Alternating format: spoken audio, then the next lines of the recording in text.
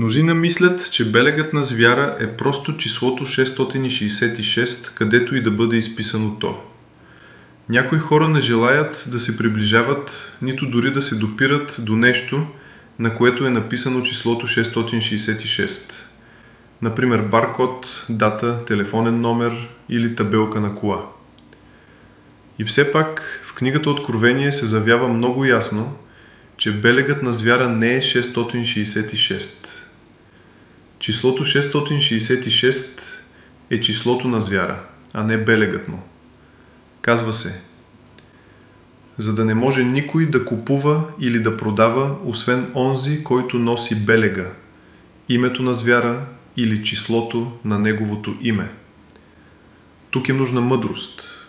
Който е разумен, нека сметне числото на звяра, защото е число на човек, а числото му е 666.